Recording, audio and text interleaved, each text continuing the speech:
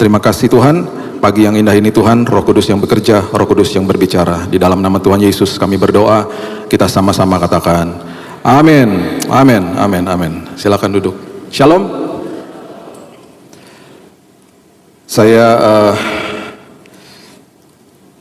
mendapat firman ini baru-baru aja. Saya udah jadi ini fresh from the oven. Jadi Bapak Ibu dapat duluan. Saya ini adalah rangkuman-rangkuman dari pastinya banyak sekali pertanyaan-pertanyaan yang diajukan dan lain sebagainya. Dan beberapa dari ayat-ayat ini kalau Bapak Ibu suka belajar, harap catat nanti, karena waktu saya pastinya nggak panjang. Ini bahannya banyak sekali, tapi catat aja, ikuti perlahan-lahan. Dan saya berdoa ini menjadi sebuah pengertian yang terus membebaskan kita, karena firman Tuhan itu sangat dahsyat dan harus dimengerti dengan benar. Jadi prinsipnya begini, hari ini kita mau belajar begini, kita ini nggak akan pernah bisa sempurna. Ironisnya, kita yang tahu bahwa kita ini nggak sempurna, kita berusaha untuk jadi sempurna. Dan nggak apa-apa sih, cuman pasti gagal, dan pasti ada kegagalan lah di dalamnya. Fakta yang berikutnya, kita menyembah Tuhan yang sempurna. Dan yang paling luar biasa adalah hari ini, ketika Tuhan lihat kita semuanya, di dalam semua kelemahan-kelemahan kita, dari kacamatanya dia melihat anak-anaknya yang sempurna. Karena Tuhan kita hebat, Tuhan kita luar biasa. Dia katakan, aku udah selesaikan semuanya. Aku sempurna, itu sebabnya aku menjadikan kamu sempurna di mataku. Dan kalau kita ngerti ini, kita hidup selalu tersenyum setiap hari. Itu yang saya terus bagikan supaya Bapak Ibu mengerti. Terimalah yang terbaik untuk berikan yang terbaik. Terimalah yang terbaik untuk berikan yang terbaik. Ya. Roma pasal yang ketiga ayat 23 mengatakan, karena semua orang telah berbuat dosa dan telah kehilangan kemuliaan Allah. Semua orang telah berdosa dan kehilangan kemuliaan Allah. Jadi dasar daripada kita ini, waktu kita lahir, kita ada di dalam dunia ini, kita ini semuanya berdosa. Karena memang sudah ada turunan dosa itu dari manusia pertama. Betul, pengorbanan sudah diberikan, penebusan sudah diberikan, dan itu sebabnya Tuhan minta sama manusia dengan kebebasan memilihnya yang dia berikan kepada manusia untuk menerima dia sebagai juru selamat atas hidupnya.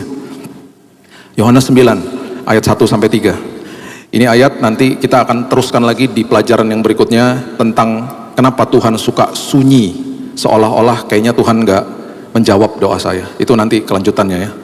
Tapi saya mau bagikan sedikit. Yohanes 9 ayat 1-3 mengatakan begini. Waktu Yesus sedang lewat, ia melihat seorang yang buta sejak lahirnya. Murid-muridnya bertanya kepadanya, Rabi, siapakah yang berbuat dosa? Orang ini sendiri atau orang tuanya? Sehingga ia dilahirkan buta. Bukankah itu pertanyaan banyak manusia hari ini dan juga ditanyakan sama orang-orang percaya? Kenapa ya ada penyakit ini? Apakah ada dosa dalam hidupnya? Kenapa ya ada penyakit itu? Apakah dosa keturunan dan lain sebagainya? Di dalam Kristus, Tuhan tidak menghukum kita dengan hal-hal seperti itu. Kalau kita mengalami hal-hal buruk, itu betul karena di dalam dunia ini sudah gelap, dan juga karena ada ulah manusia itu sendiri. Ya. Jawab Yesus, bukan dia dan bukan juga orang tuanya, tetapi karena pekerjaan-pekerjaan Allah harus dinyatakan di dalam dia. Dengan kata lain, semua yang terjadi sama hidupnya manusia itu ujung-ujungnya supaya kemuliaan Tuhan dinyatakan. Sebenarnya itu, kita nggak pernah bisa sempurna. Kita dengan upaya apapun tidak akan pernah bisa sempurna. Alkitab membeberkan perkara-perkara besar di dalam kelemahan-kelemahan manusia. Dan itu sebabnya hari ini kita mau belajar sesuatu yang dahsyat. Tuhan adalah Tuhan yang selalu sempurna.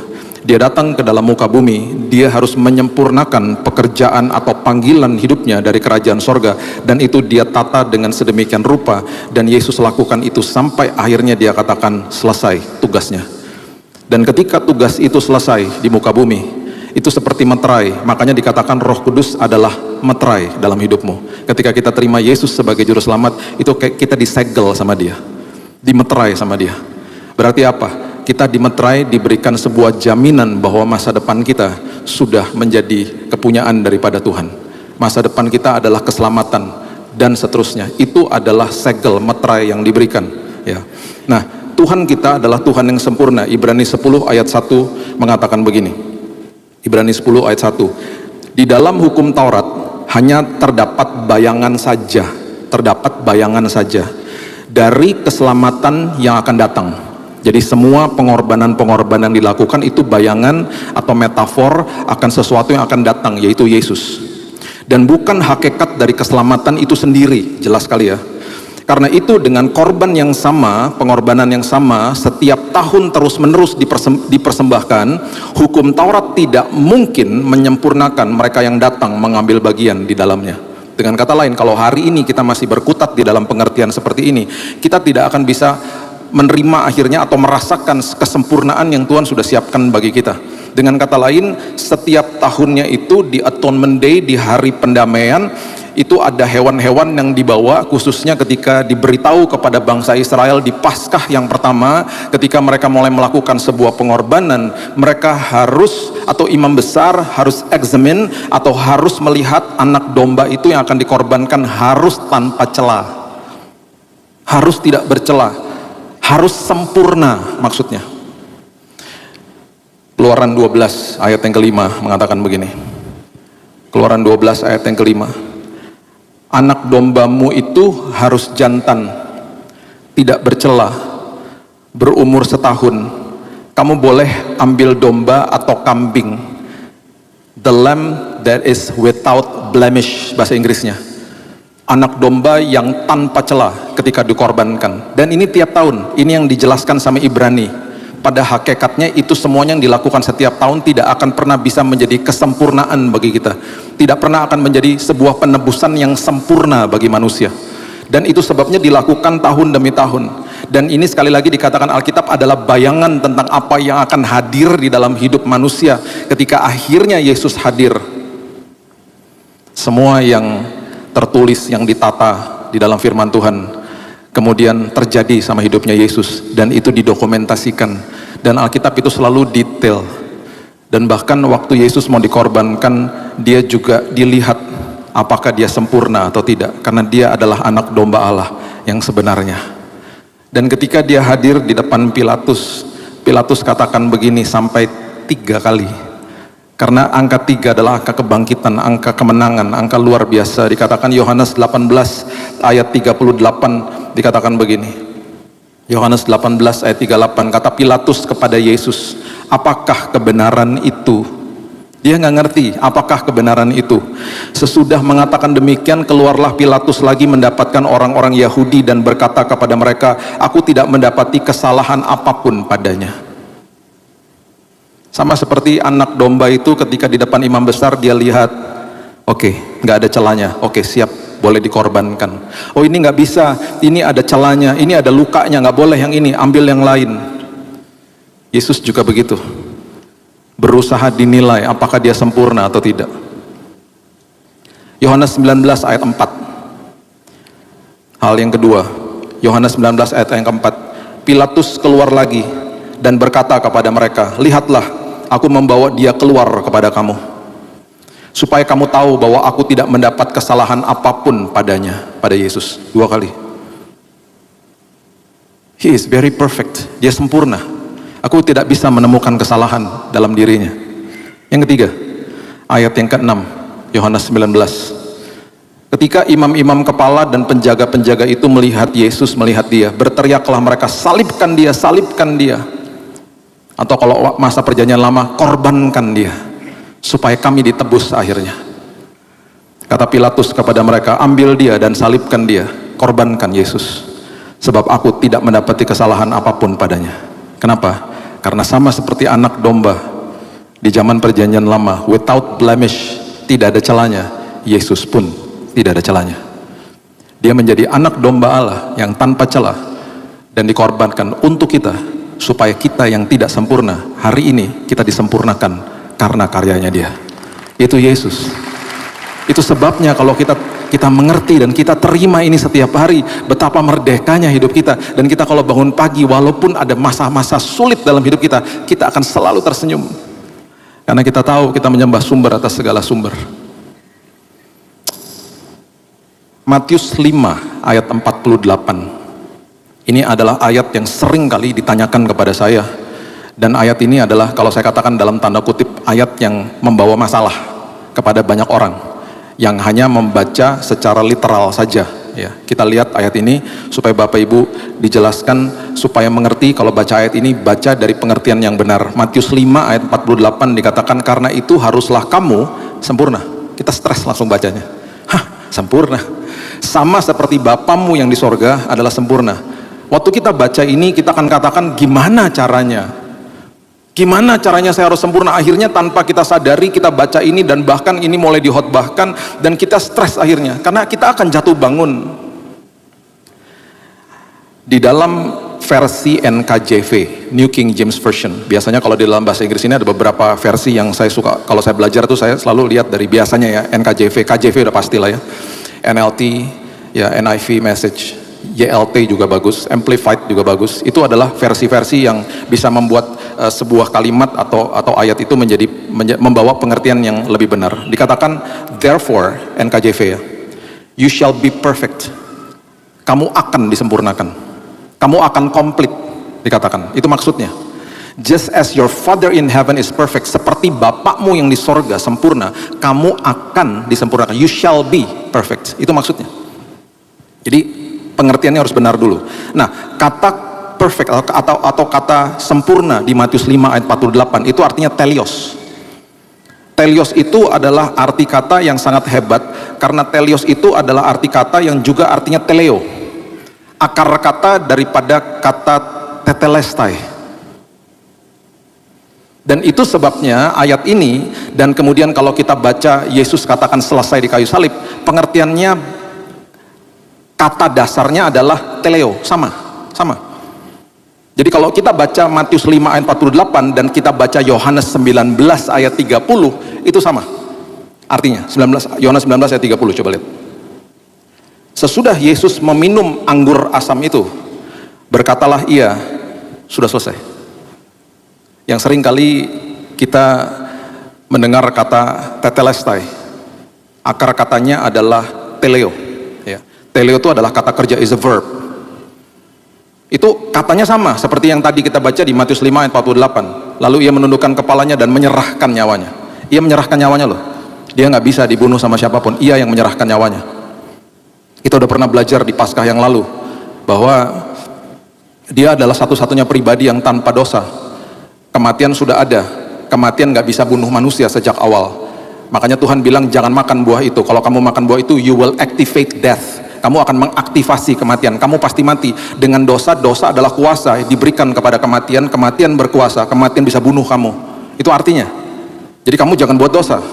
Jadi kuasa daripada sebuah kematian adalah dosa. Kalau nggak ada dosa, kematian akan tetap statusnya sebagai kematian, tetapi tidak bisa bunuh manusia. Waktu Yesus hadir, pribadinya dia adalah pribadi yang tidak ada dosanya.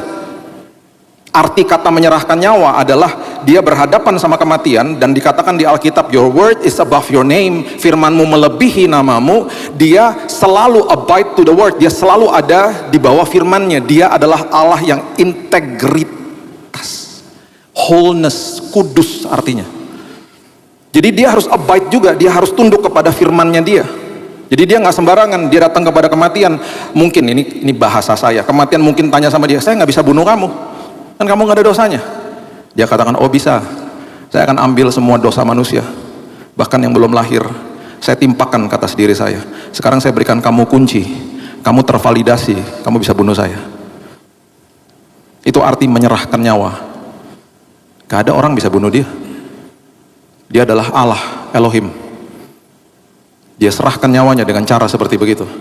Sekarang kamu bunuh saya, tapi saya akan pastikan di hari yang ketiga saya akan bangkit dari kematian. Saya akan kalahkan kamu. Sehingga hari ini semua anak-anakku tidak akan lagi mengalami yang kematian, namanya hanya meninggalkan bumi. Karena orang Kristen di detik dia tutup mata, di detik yang sama dia bangkit di pangkuan Bapa di sorga. Kematian dikalahkan sama dia. Itu Yesus. Itu arti menyerahkan nyawa. Itu arti bahwa hidup kita disempurnakan secara luar biasa. Dia harus selesaikan tugasnya, dia harus selesaikan karyanya dia. Itu sebabnya Lukas 13 ayat 31 sampai 32 mengatakan begini. Lukas 13 ayat 31 sampai 32. Pada waktu itu datanglah beberapa orang Farisi dan berkata kepada Yesus, "Pergi, tinggalkan tempat ini. Herodes hendak membunuh kamu. Udah pergi aja, jangan di sini." Jawab Yesus katanya, "Pergilah dan katakan kepada si serigala itu, aku mengusir setan, menyembuhkan orang pada hari ini, dan besok pada hari yang ketiga aku akan selesai." Aku harus selesaikan karyaku karena aku mau menyempurnakan semua anak-anakku. Karena mereka tidak akan pernah bisa sempurna tanpa saya. Itu maksudnya. Itu sebabnya di Ibrani pasal yang kelima ayat yang ke-9 mengatakan begini. Ibrani pasal yang kelima ayat yang ke-9. Sesudah Yesus mencapai kesempurnaannya, selesai tugasnya, tetelestai, teleo, selesai. Ia menjadi pokok keselamatan yang abadi bagi semua orang yang taat kepadanya. Nah, sekarang kita bicara setelah kita mengerti ya prinsip-prinsip ini. Saya nggak sempurna, saya menyembah Tuhan yang sempurna, yang sudah menyelesaikan karyanya. Sekarang pertanyaan kita, tapi kan Pak, tiap hari saya melakukan banyak kesalahan. Saya kan pasti jatuh bangun dan lain sebagainya. Apa yang Alkitab katakan tentang itu? Yesus sudah sempurna. Hari ini dia lihat kita dari kacamata lensa kasih karunia, dia menyempurnakan kita. Dasarnya ini dulu, Ibrani pasal yang ke-12 ayat 23. Waktu kita terima Yesus sebagai juru selamat, sepertiga daripada kita sudah disempurnakan. Apanya? Rohnya. Tubuhnya masih tubuh yang fana, nanti satu hari kita dipisahkan dari tubuh ini. Semua yang kita lihat hari ini, Bapak Ibu lihat saya lihat Bapak Ibu, semuanya tubuh ini semuanya nanti akan kembali ke dalam tanah. Semuanya ini sementara, nanti kita digantikan dengan tubuh yang mulia. Tidak akan ada lagi duka air mata nantinya. Kita akan dipisahkan, roh dan jiwa kita hidup selama-lamanya. Hari ini terjadi sebuah pembaharuan budi. Setelah terima Yesus sebagai juru selamat, kita dibenarkan, justified. Hari ini kita mengalami proses namanya sanctified. Kita apa? Kita dikuduskan tiap hari. Sebentar kita lihat ayatnya. Pembaharuan budi, tiap hari, sekolah kehidupan. Kita mikir, kita merasakan sesuatu, kita mengambil keputusan, kehendak kita dan lain sebagainya, itu diperbarui tiap hari. Dan gak akan pernah bisa sempurna, tetapi disempurnakan, itu maksudnya. Ya. Jadi Ibrani 12 ayat 23 dikatakan kepada jemaat anak-anak sulung yang namanya terdaftar di sorga, dan kepada Allah yang menghakimi semua orang, pada nantinya dihakimi semua orang, kepada roh-roh orang-orang yang benar yang telah menjadi sempurna. Roh kita disempurnakan. Sepertiga daripada kita disempurnakan sudah. Jadi Tuhan melihat kita melalui Yesus, kita sudah disempurnakan. Nah sekarang ini yang jadi masalah besar. Ini pertanyaan banyak orang. Pak, saya susah hidup taat. Udah pasti nggak mungkin lah saya bisa sempurna. Betul. Setiap hari manusia bisa melakukan dosa sengaja atau tidak sengaja. Ayat yang luar biasa 1 Korintus 6 ayat 11 mengatakan begini. 1 Korintus 6 ayat 11. Beberapa orang di antara kamu demikianlah dahulu, tetapi kamu telah memberi dirimu disucikan, kamu telah dikuduskan. Oke? Kamu telah dibenarkan dalam nama Tuhan Yesus Kristus dan dalam roh Allah kita. Satu-satunya ayat di dalam firman Tuhan, satu-satunya ayat di Alkitab yang ada kata dikuduskan dan dibenarkan dalam satu ayat, hanya ada di ayat ini. Maksudnya apa? Dibenarkan dan dikuduskan. Ya. Waktu kita terima Yesus sebagai juru selamat, kita orang yang tidak benar, kita di-justified namanya. Kita dibenarkan sama dia. Kita dilayakkan sama dia. Kita diberikan kualifikasi yang benar sama dia. Oke? Kekudusan, jadi ini dua hal berbicara tentang sikap moral manusia. Ya, sikap moral manusia. Kekudusan itu adalah ketika setelah menerima Yesus, kita berjalan di dalam ketaatan akan firman Tuhan. Itu sebabnya banyak istilah-istilah mengatakan menjaga kekudusan. Ayo hidup kudus, itu ketaatan. Dan kita tidak akan sempurna melakukan itu sebabnya Yesus katakan, aku kuduskan kamu setiap hari. Di dalam kelemahanmu, aku sudah benarkan, bahkan aku kuduskan. Analoginya kira-kira begini. Ada seorang anak yang tidak memiliki kualifikasi dan bapaknya punya perusahaan yang sangat hebat, dan bahkan perusahaan ini sudah diwariskan untuk anaknya. Anaknya dipanggil dan kemudian anaknya dikasih tahu sama bapaknya, mulai hari ini kamu kerja buat saya adopsi kamu untuk masuk ke dalam tempat ini. Anaknya bilang, saya nggak punya kualifikasi. Nggak apa-apa, saya sudah memberikan kamu kualifikasi, kamu dibenarkan, kamu bisa kerja di sini. Itu justified namanya. Kita dibenarkan, diadopsi masuk ke dalam keluarga besar Allah. Diambil dari kerajaan gelap, dipindahkan ke dalam kerajaan terang. Kemudian waktu anaknya mulai bekerja, diberikan tanggung jawab dari yang kecil dan lain sebagainya, dia pasti melakukan kesalahan. Itu berbicara tentang kekudusan. Dia pasti melakukan kegagalan di dalam prosesnya dia bekerja. Tahu apa yang bapaknya lakukan? Bapaknya hampiri dia ketika dia gagal. Bapaknya bilang gini, gak apa-apa nak, aku hadir di sini. Apa yang bisa aku lakukan supaya kamu bisa lakukan itu dengan lebih baik lagi? Apa yang aku bisa bantu untuk hidupmu? Dia gak pernah gini-giniin anaknya. Dia rangkul anaknya, dia motivasi anaknya, dia berikan kebenaran, dan dia lakukan sebuah perkataan-perkataan yang sangat membangun anaknya. Dia katakan, it's okay, saya dampingi kamu. Saya gagal, ayah saya gagal. Diangkat sama dia, nggak apa-apa, ayo mulai lagi. Kamu memang nggak bisa, tapi saya jagonya, saya yang memiliki ini semuanya.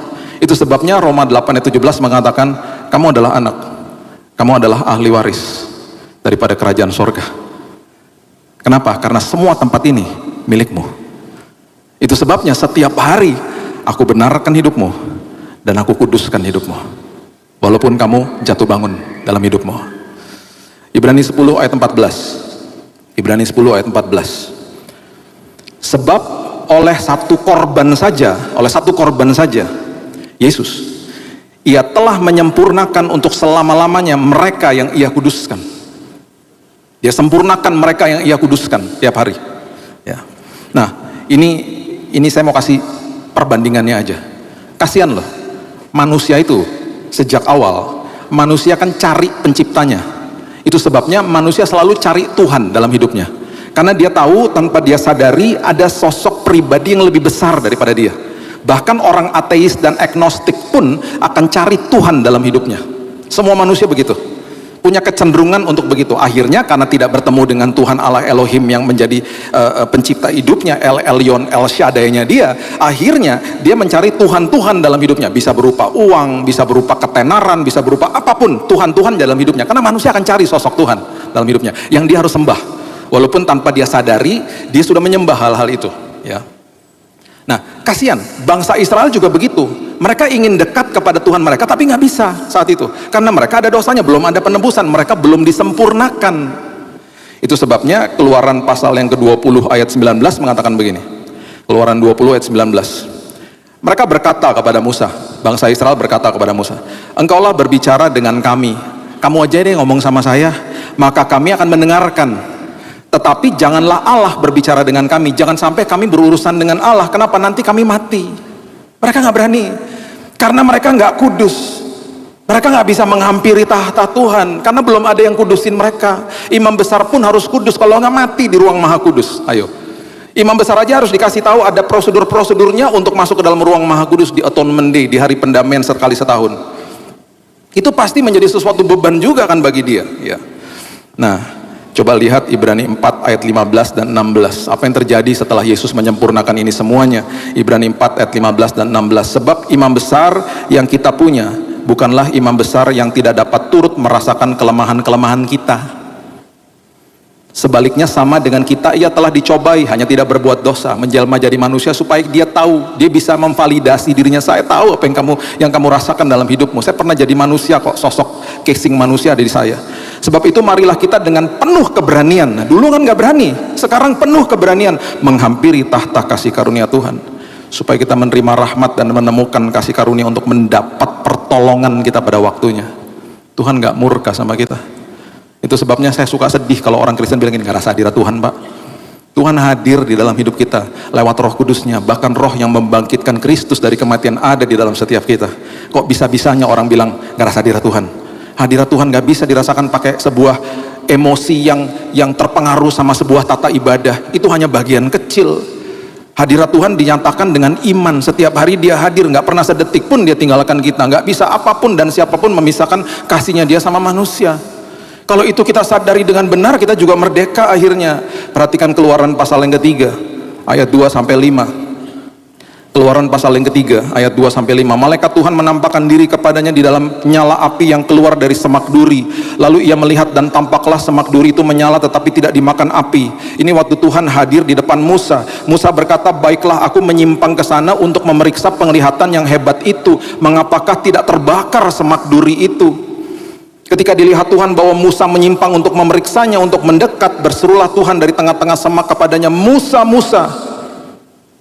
Kemudian dia bilang, apa Tuhan? Kenapa Tuhan? Iya Tuhan, jangan datang dekat-dekat, karena kamu tidak sempurna.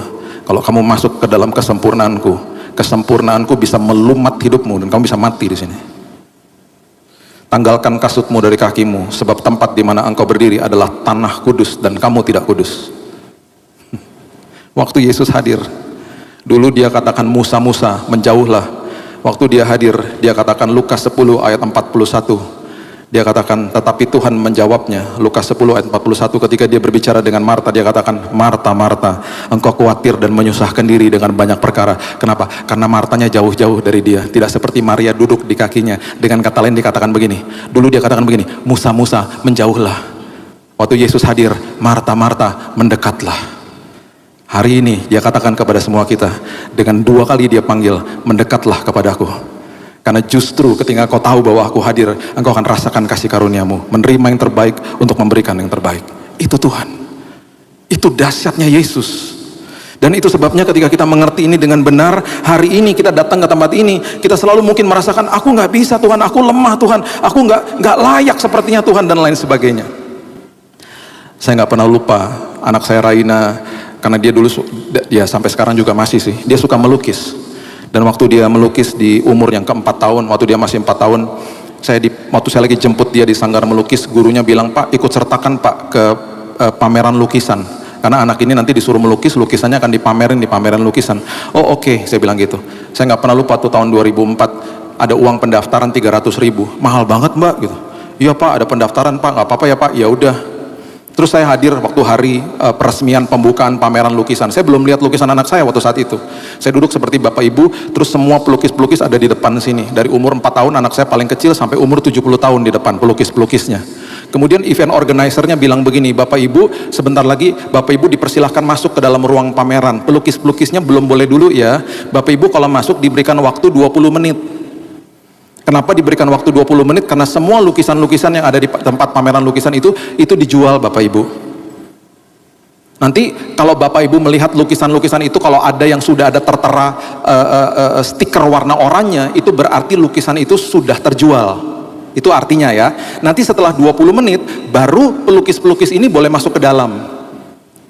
Ayo silakan Bapak Ibu masuk ke dalam. Wah, saya bergegas masuk. Saya langsung cari apa? Saya cari bagian anak-anak. Saya pengen tahu anak saya ngelukis apa. Saya bergegas lihat bagian anak-anak, dan saya ketemu dari jauh kelihatan namanya Raina, Abigail, itu nama anak saya. Dan saya lihat dihargai 300.000, dalam hati saya, oh lumayan kalau terjual, uang registrasi balik. Maklum orang India, otaknya gagak dagang-dagang dikit. Saya mendekat, terus saya mulai lihat lukisannya. Saya kan bukan orang ngerti lukisan, saya bukan orang seni. Jadi waktu saya lihat lukisan, saya gini, ini ngelukis apa ya anakku ya? Dari depan saya nggak ngerti, dari kiri nggak ngerti, dari kanan nggak ngerti, dari bawah nggak ngerti. Tiba-tiba ada perasaan gini, welek ya lukisannya, jelek ya lukisannya, dalam hati.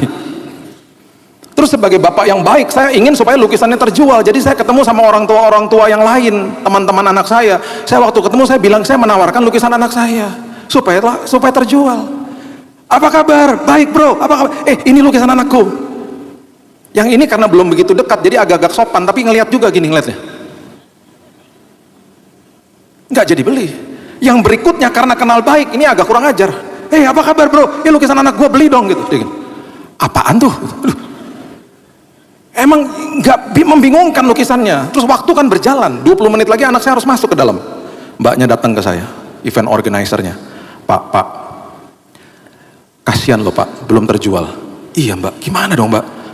Itu yang lain teman-temannya udah terjual loh Pak, udah stiker oranye semua. Sebentar lagi anak Bapak masuk loh Pak. Ya gimana Mbak? Jelek Mbak. Nggak gitu Pak, ini anak lukisnya out of the box katanya. Out of the box apaan? Dia memang punya pemikiran sendiri Pak. Justru paling unik menurut kita tuh dia ini Pak. Ya tapi nggak ada yang mau beli Mbak. Ya sudahlah Pak, Bapak aja yang beli, lu enak aja. Kok saya yang beli? Di rumah juga banyak Mbak lukisannya dia. Ngapain saya beli lukisan dia?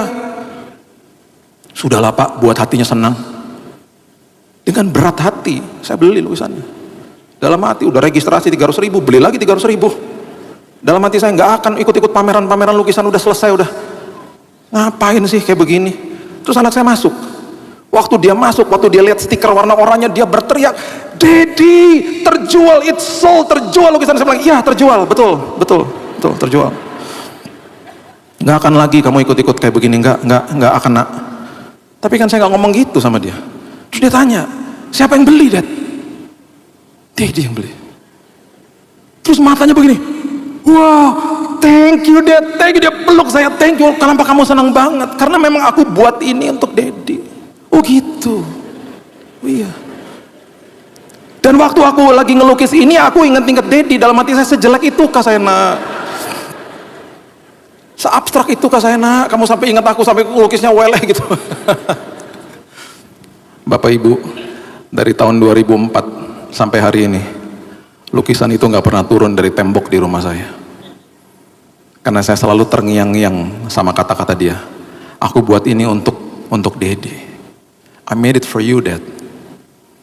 Berapa waktu yang lalu, itu kan suka pindah-pindah ruangan. Pernah ada di ruangan adiknya. Dan waktu saya keluar, kita lagi mesbah keluarga di ruang adiknya setelah bertahun-tahun ya.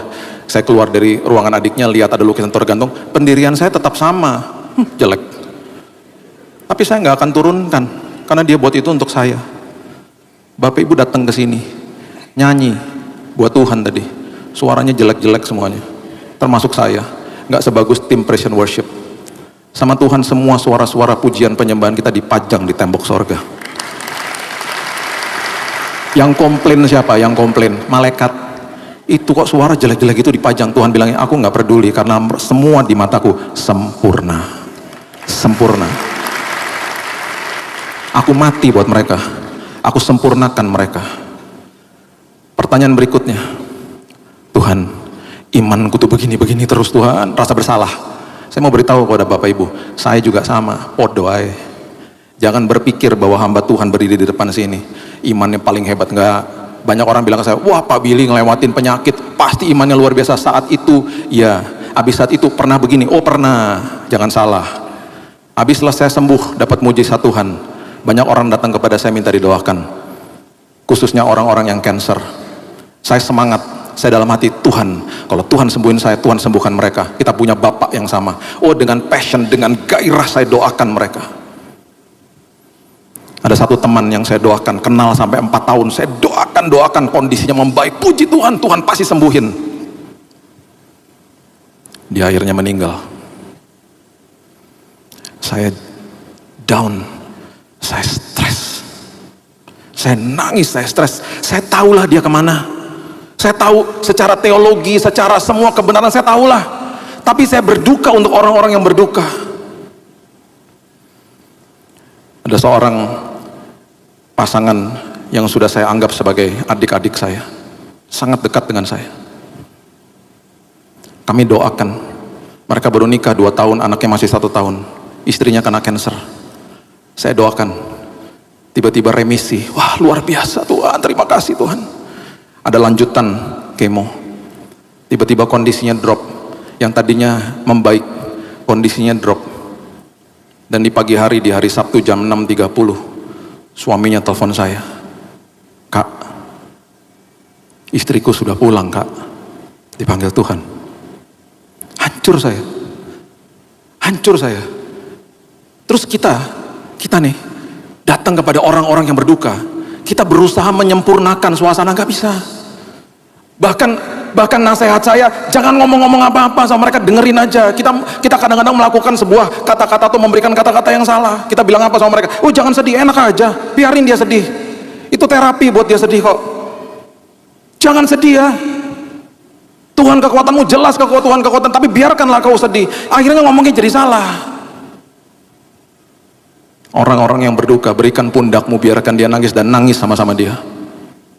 Gak usah kasih kata-kata, gak akan bisa menyempurnakan. Yang bisa menyempurnakan hanya Tuhan, gak bisa kita. Berapa bulan lalu, setelah ibadah, ada seorang anak kecil dibawa kepada saya. Mungkin umurnya masih 4 tahun, 4 atau 5 tahun. Saya bilang sama dia, Adek, kita percaya ya Dek, Tuhan sembuhkan ya Dek. Iya Om, aku mau sembuh Om. Ada tumor di kepalanya. Bapaknya nangis. Kita berdoa. Berapa hari lalu saya dapat kabar, dia juga sudah dipanggil pulang sama Tuhan. Bapak Ibu pikir saya imannya di atas ini? Nggak bisa, nggak bisa. Saya manusia juga, saya jeblok juga iman saya. Jatuh iman saya. Bukan berarti saya nggak percaya sama Tuhan, bukan. Saya rasa lemah langsung imannya. Apakah saya mempertanyakan Tuhan? Tidak. Saya sedih aja buat mereka. Saya tahu kok Tuhan membawa kebaikan, saya ngerti itu. Tapi secara manusia saya berduka karena memang kita ini nggak pernah didesain untuk bisa sama orang kita kasihi. Tapi biarlah ayat ini menguatkan kita, Ibrani 12 ayat 2. Karena Tuhan mengatakan begini, Bill, aku pemimpin dan penyempurna imanmu. Sampai kapanpun Bapak Ibu, sampai kita dipanggil pulang sama Tuhan, iman kita akan begini-begini terus. Karena kita lihat apa yang terjadi di depan kita. Don't feel guilty. Kenapa? Karena inilah Tuhan kita. Ibrani 12 ayat 2. Marilah kita melakukannya dengan mata yang tertuju kepada Yesus. Apapun itu tertuju kepada Yesus. Yang apa? Yang memimpin kita dalam iman. Dia yang pimpin walaupun kita lemah dalam iman kita. Dan yang membawa iman kita kepada apa? Kesempurnaan. Gak bisa pakai usaha kita. Yang dengan mengabaikan kehinaan tekun memikul salib ganti sukacita yang disediakan bagi dia yang sekarang duduk di sebelah kanan tahta Allah. Dia tahu dia menangis bersama-sama dengan kita. Satu hari ya, kalau nanti kita sudah ada di kekekalan, saya percaya kalau kita dibukain mata kita, kita bisa lihat masa lalu kita yang kita lalui sekarang ini. Alkitab mengatakan kita ada di bumi ini hanya 70, kalau kuat 80 tahun. Jangan sampai kita menyesal, kita lihat dulu kenapa ya aku banyak ngeluhnya, nggak sebanding sama yang aku alami sekarang. Ini semuanya sementara. Tersenyumlah Bapak Ibu, karena banyak perkara besar yang nggak bisa kita lihat sama mata kita yang sudah disiapkan sama Tuhan untuk kita. Itu sebabnya walaupun imanmu begini-begini, dia katakan aku yang mimpin imanmu, aku yang menyempurnakan imanmu. Gak apa-apa, kamu keluh kesah sama aku, it's okay, karena memang kamu akan lihat begitu-begitu. Dan yang terakhir, justru di dalam kelemahan kita, itu kesempatan kita lihat kuasa Tuhan disempurnakan. 2 Korintus 12 ayat 9 mengatakan begini, tetapi jawab Tuhan kepadaku, cukuplah kasih karuniaku bagimu, sebab justru dalam kelemahanlah kuasaku menjadi sempurna. Sempurna. Justru di dalam kelemahan kita, dan kita akan terus ngalamin kelemahan-kelemahan dalam hidup, justru disitulah kita lihat kuasa Tuhan disempurnakan. Anak saya Raina waktu itu masih kecil, umur 5 tahun, kita lagi biasa kalau kita liburan kan kita cari kota yang bersih, cari kota di mana kita bisa jalan-jalan tuh lama gitu ya. Saya lupa waktu saat itu kita habis makan siang, itu jam tidur siangnya dia. Jadi lagi jalan-jalan tiba-tiba dia tarik-tarik celana saya, Dad, please lift me up, please gendong aku dong.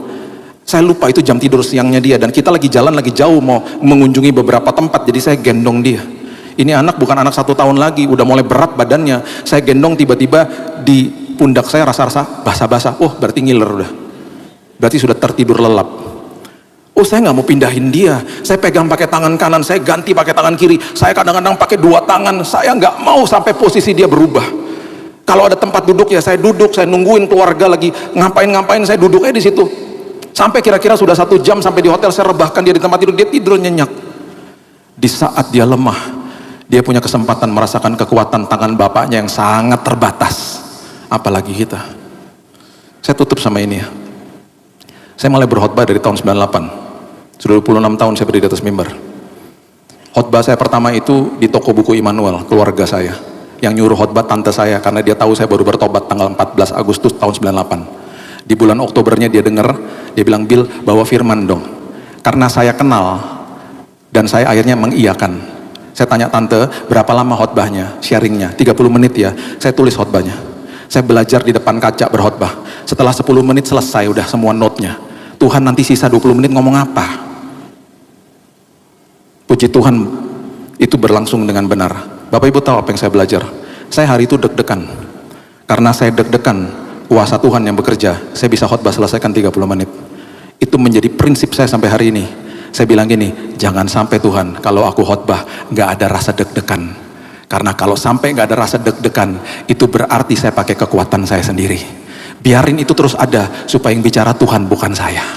Supaya yang keluar Roh Kudus bukan kekuatan saya. Makanya saya mengamenkan pendeta-pendeta di Cina ketika mereka didoakan sama pendeta-pendeta dari Amerika. Mereka bilang gini, wow, di Cina ini banyak persekusi, banyak orang-orang yang dipersekusi. Kita doakan ya, semoga kalian itu tidak dipersekusi lagi. Sama seperti kami di Amerika, kami nggak ada persekusinya, gereja-gereja ditutup dan lain sebagainya. Pendeta dari Cina bilang gini, jangan Pak, saya nggak mau jadi gereja-gereja seperti Bapak. Justru di dalam persekusi seperti begini, kuasa Tuhan dinyatakan, kami bertumbuh Pak. Nggak mau seperti Bapak, Bapak kan nggak bertumbuh. Itu sebabnya di dalam kelemahanmu, itu kesempatan lihat kuasa Tuhan. Kita tidak sempurna, Tuhan kita sempurna. Hari ini kita semua disempurnakan sama Yesus. Berikan tepuk tangan kita untuk Tuhan kita.